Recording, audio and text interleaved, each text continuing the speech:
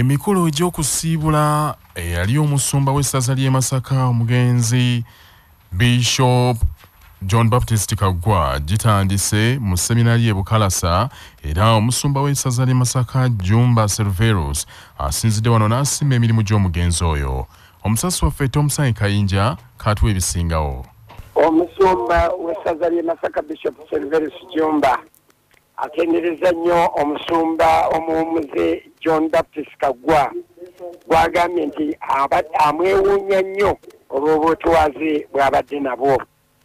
Bishop Silveros Jumba asinzidde abadde ayigiriza mu misa ey'okusiibula omugenzi Bishop John Baptist Kaggwa e Bukalasa seminary.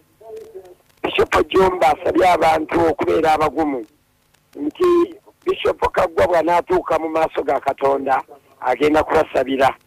Misa eno yeetabiddwako abantu abatonotono olw'ekirwadde ekya COVID-19, yeetabiddwako abeepisikoopi ba Uganda era nga omutambizi omukulu ye musumba w'essaza ly'Ekiyinda Mityana Bishop Joseph Anthony Ziwa, naye nga Bishop Silveros Jumba omusumba w'e Masaka yayigiriza mu misa eno. Misa eno era yeetabiddwako Kamalabyonna n'Abuganda Peter Mayiga ng'ali ne mukyala we Margaret Mayiga, minisita w'olukiiko ne kabineeti ow'ekitiibwa Noah Kiyimba, ababaka b'olukiiko lwa Buganda, ababaka ba Paalamenti okuli Joseph Sewungu ow'ekitundu kino, meeya wa Masaka Godfrey Kayimba Afaayo, ow'ekitiibwa Mafaya Mpuuga Nsamba, Katikkiro w'ekika ky'Embogo Jojo William Nyanzi, ow'ekitiibwa Baale Mugera, ow'ekitiibwa Christine Kibudde, era nga misa eno yeetabiddwako n'omulabirizi wa West Buganda wamu n'omulabirizi wa Pentecostal Churches Bishop Serwadda, Ssenkulu wa Centenary Bank omukungu John Kiyimba Freeman, eyaliko Vice Chancellor wa Makerere University era n'abalala bangi. Misa ey'okwerekera omugenzi ekyagenda mu maaso. Bannakibiina ky'NRM Sembabule Mawugola era nga bawagizi ba muto w'omukulembeze w'eggwanga Yoweri Museveni ayitibwa Aine Godfrey Kaguta Sodo baatulidde abooluganda lwa Museveni nti babanyiigira nnyo ne basalawo okulonda omukulembeze wa NUP Robert Kyagulanyi Ssentamu mu kaluku bwa Pulezidenti akakaggwa olwa Pulezidenti Museveni okujja muto we mu lwokaano ku ssaawa eyali esembayo mu ngeri gye baagamba nti yategerekka n'akamu. Mu kulonda omukulembeze w'eggwanga okuwedde Yoweri Museveni, Sembabule yafuna obululu emitwalo 4,442 ate Robert Kyagulanyi Ssentamu n'afuna obululu emitwalo 3,276. Wabula Sembabule emanyiddwa emirundi egisinga obungi ewagira nnyo ekibiina kya NRM era emirundi gyonna Pulezidenti Museveni gy'azze yeesimbawo abadde agiwangula. Bannakibiina kya NRM bano abaakulembeddwamu omukiise ku lukiiko lwa disitulikiti e Sembabule Feibe Keisanyu basinzidde mu maka ga Aine Godfrey Kaguta Sodo ebyesika mu ggombolola y'e Kawanda gye yabayise okwabuulira mu butongole ensonga eyamuggyisa mu lwokaano. Bagambye nti baamuyirawo omubiri ng'enjogera bw'eri ennaku zino kyokka n'abavaamu ku ssaawa envannyuma nti era obusungu bwe baalina kwe kusalawo waakiri balonde Robert Kyagulanyi. Wabula beetonze era ne basaba Pulezidenti Museveni nga bwe yajjamu Sodo nti akomewo Sembabule aggyemu abo bonna abeesimbyewo ku bwannamunigina alekemu abo bokka bali ku kaadi ya NRM. Ebintu bye mwalabye tetubeera na FDC, tetubeera na NUP, UPC, tetubeera na byewani. Naye obunyiivu bwe twalaze okukubira NUP akalu kwabadde kwa Sodo. Tusonyiwe tetukyadda mu nsobi. Tuli mu kalulu, waliyo akalulu akagenda okubeerawo nga 27 ku Lwokusatu. Ak'abakozi, ak'abalema, ak'abavubuka, mukulu Sodo ne famire y'omutukwasiseeko. Kubanga essente zatandise dda okuyiika n'obulimba bwatandise dda. Olwekyo mutukwasiseeko. Tulina akalulu akanga 3 akagenda okukakasa bakyamani beerozi tukwaseeko. Kubanga nze kyendowooza tinga Shazzi bwe yawangudde akalu teyandirwanyisiza bafulaga beyalazi ng'ate ayagala NRM ebeere ku ntiko. Tosobola kuba wa NRM n'olwanya wa NRM. Nuupu yakukumbye Bukomansimbi, Masaka, Kampala, Kalungu, Sembabule tubaddemu wakiri wakiriko ng'omu by'omwera naye n'olwaleero akyalwanyisa eginafulaga beyala nti nabo bafiirewo ddala kati abooluganda lwa President Museveni okubadde batooba Nzeire Shadrack ssentebe wa NRM ekiruhuura ssaako Toyota Mike eyakuliramu kampeni za Sodo Miria Byarugaba n'abalala nga bakulembeddwamu Nzeire bategeeza nti Sodo okuva mu kalwako teyaweebwa yadde omuno gwa siringi ne beeyama okuwagira n'okutuukiriza byonna Sodo byayeyama. Mzee Amos Kakuta buyavaawo oyo ye taata waffe nga family zonna omulenzi omukulu ya taking over Sodo n'atatijjako siringi 10 tizayagala n'atasaba Honorable Kuteesa ne Simoni n'atasaba abalala byali ayimiridde nabo n'agamba ku lw'obulungi bw'ensi waliwo ebyempulidde wano ate ebisuwagira bwe mba mwavuddemu ate tumulemesa omuntu owayiseemu wamu okubakolera.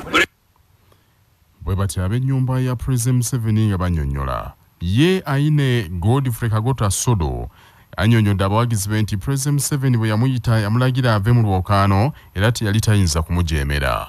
Okubabuulira nze ndi wano Mawoga North sina gyendaga wendi ate 2026 nalwo wendi era nja kusigala ngambakolera ebyo byonna bye nabasuubiza okubakolera kubanga mbadde mpita mu batabani bange wano Kasonji ne bagamba Sodo watutunda naye nze sobola kutunda muntu yenna nakibagamba era nga President singa teyasalawo kyeyasalawo ekyo essaawa eno singa ndi memba wa palamenti wammwe damu ze twasima emijwara genda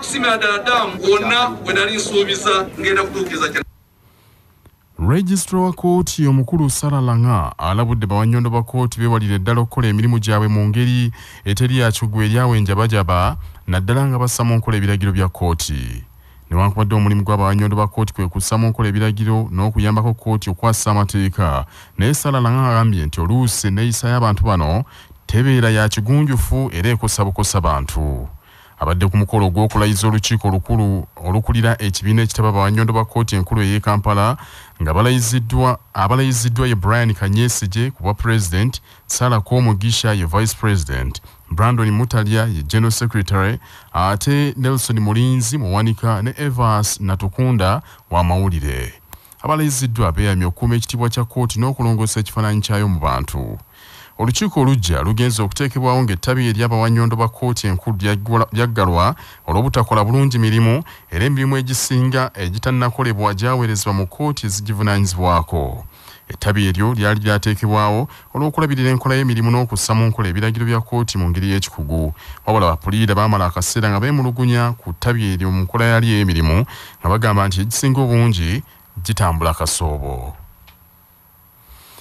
Bamusaayi muto bannakibiina kya National Unity Platform abawangudde ebifo mu disitulikiti y'e Bukomansimbi beeyamye okukulaakulanya ebitundu byabwe baswaze abapayeeyo entakera nti tebajja kukolera bantu olw'okuba bato. Mubaraka Sebufu kaatuwa ebisingawo.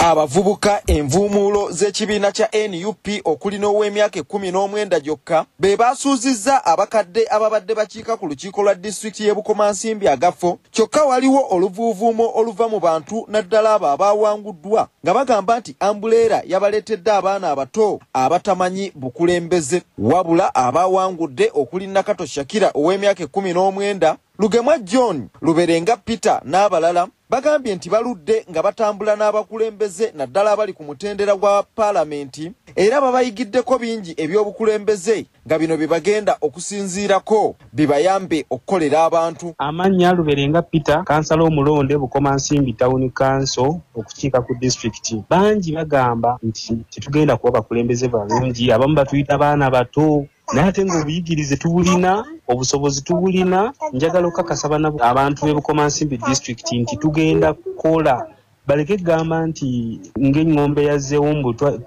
abamu bazze na muyaga mbu simanya muyaga. Abantu bamanyi kye balonze, bakimanyi bulungi, bamanyi nti balonze abantu abakozi era abatali bakozi babasudde, abantu abatadda mu bantu tebakomyewo. Wabula bakansala abawanguddwa ne ku budde buno bakyatolotooma nga beevuma akabonero ambuleera manvuuli ke bagambye nti ke kaabaviiriddeko bangi okufiirwa ebifo byabwe. Era bwe tuddayo e Budwe abatuuze mu disitulikiti y'e Kalungu beeyanza nnyo Ssaabasajja Kabaka empologoma ya Buganda olw'okugunjaawo enteekateeka ya CBS Peosa nti bayambye nnyo okukyusa embeera yaabwe. omusasi waffe Nsubuga Muzaffaru Kagatuwe. Bannakalungu bano babadde mu nsisinkano n'omukwanaganya wa CBS Peosa mu bendobendo ly'e Masaka Kasujja Charles Baako Kyoyiga ono abadde alambula ebibiina bya CBS Peosa mu kibuga Lukaya Saake Rusango ne Lutente bategeezezza nti okuva lwe beegatta ku CBS Peosa embeera zaabwe zaakyuka ne bagamba nti nga bayita mu kutereka n'okwewola ensimbi bakyusizza obulamu bwabwe basobodde okuweerera abaana saako okuzimba amayumba okutandikawo obulimu obutonotono n'ebirala bwe bannalukaya ne bannalusango n'abeerutente beeyanziza Ssaabasajja olw'enteekateeka eno. Kasujja Charles Baako Kyoyiga coordinator wa CBS mu Buddu ategeezezza nti ebibiina bingi ebya CBS Peosa byatuuseemu mu kitundu kino bizzaamu essuubi. Twebaza Ssaabasajja olw'otuleetera enkola ya CBS Peosa kubanga abantu balaba basanyufu basobola okweterekera n'okwewola. Era ndowooza nti singa osanga abaleeta ekyemyoga kino bamala kukoppa nkola yaffe ne bagirabanga kyetaagisa abantu okubeera nga batereka. Kuba omuntu wabanga yina ssanyu ze yeeterekedde awulira essanyu ate abeera n'essuubi n'abeera nga ebizibu ebitonotono basobola obyemalira. Twebaza Ssaabasajja Kabaka wamu leediyo yaffe ya Kyabassa okubeera nga bateesa bulungi okubeeta enkola eno ya CBS Peosa mu Buddu. Ebyo nga biri bityo eyawanguddwa ku kyobwa ssentebe wa disitulikiti y'e Ssembabule addukidde mu kkooti n'awaabira akakiiko k'ebyokulonda Jimmy Sekabiito yamanye eby'e Ssembabule. Akalulu k'obwa ssentebe bwa disitulikiti y'e Ssembabule kaalimu abantu babiri Patrick Nkalubo owa NRM n'Emigadde Joseph Amoti ng'ono yavuganya ku lulwe era akulira ebyokulonda yalangirira Patrick Nkalubo owa NRM ku buwanguzi nga yafuna obulwe emitwalo 4,500 mu 288 ate Migadde Joseph n'afuna obulwe omutwalo gw'omu621. Migadde Joseph Amoti agambye nti akakiiko k'ebyokulonda kakola nsobi ku kakonge k'obululu ne kujjirako erinnya ly'omuntu omulala atamanyikiddwa nga ye Migadde Josephat Amoti nti era kino yakirabirawo n'abagamba bayimirize akalulu kyokka tebamuwuliriza.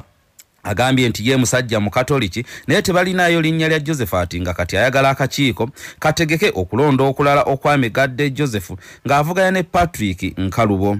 Migadde Joseph Amoti agambye nti singa ebyavaamu byalaganga Migadde Josephat yawangudde tebandi mulangiridde kubanga si yeye Josephat muntu mulala nnyo gwe bataalabako nga banoonya akalulu okwetoola disitulikiti yonna. Ono alabudde akakiiko k'ebyokulonda obutamala biseera na nsimbi zaamu wa musolo nga bagazeetinga omuntu eyalangiriddwa kuba akalulu gwe yeetabyemu naye tamanyikiddwa mu kitundu kino eky'e Ssembabule.